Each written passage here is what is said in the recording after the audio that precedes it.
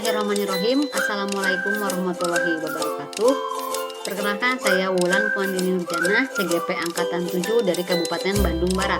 Saya berstatus sebagai guru kelas di SDN 1 Ciburui Kabupaten Bandung Barat.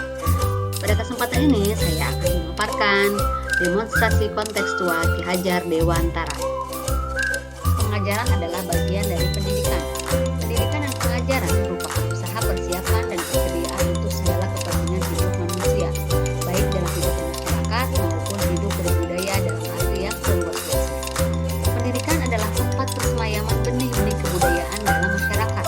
Ki Hajar Dewantara memiliki keyakinan bahwa untuk menciptakan manusia Indonesia yang beradab, maka pendidikan menjadi salah satu kunci utama untuk mencapainya. Pendidikan dapat menjadi ruang berlatih dan terbentuknya nilai-nilai kemanusiaan yang dapat diteruskan atau diwariskan. Alam menuntun laku dan pertumbuhan kodrat anak. Ki Hajar Dewantara mengibaratkan peran pendidik seperti seorang petani atau tukang kebun.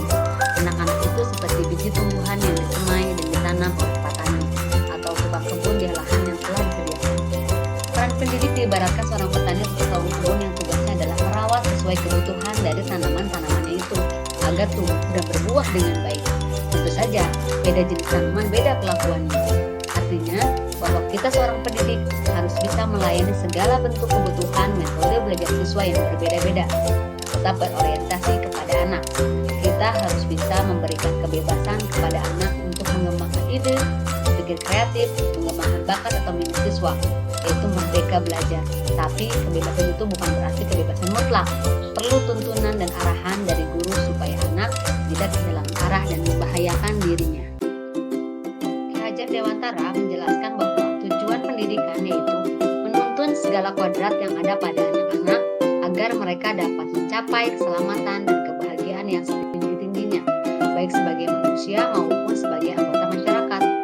Dalam proses menuntun, anak diberi kebebasan, namun pendidik sebagai pamong dalam memberi tuntunan dan arahan agar anak tidak kehilangan arah dan membahayakan dirinya.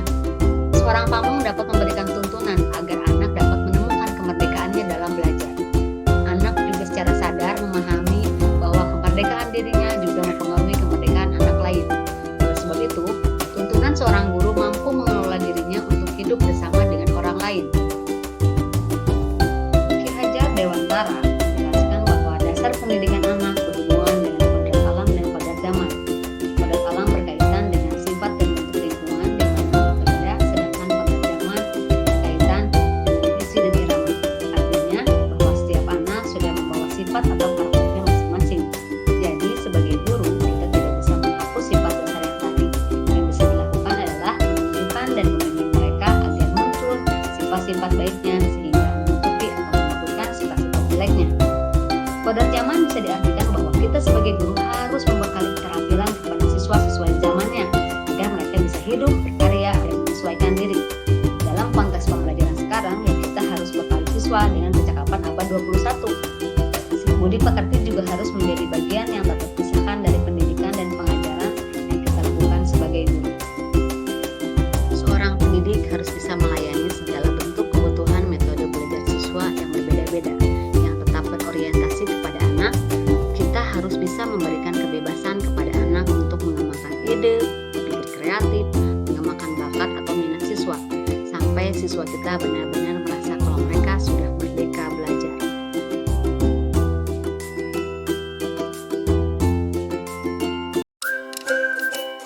Konsep trilogi pendidikan Ki Hajar Dewantara yang begitu terkenal yang sampai saat ini kita selalu ingat yaitu Ingat Susung Tulodo, di depan menjadi teladan, Ing Madya Mangunkarso di tengah membangun motivasi, Tuturi Handayani di belakang memberi dorongan.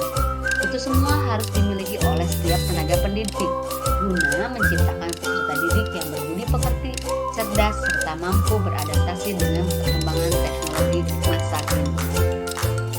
Pendidikan harus menjadi ruang berlatih dan bertumbuhnya nilai-nilai kemanusiaan. Pendidikan itu harus mampu menciptakan ruang bagi murid untuk bertumbuh secara utuh agar mampu memuliakan dirinya dan orang lain juga menjadi pribadi yang merdeka. Dari kekuatan diri yang dimilikinya akan menuntun murid menjadi cakap dalam mengatur hidupnya tanpa ada intervensi orang lain. Sekian pemaparan dari saya.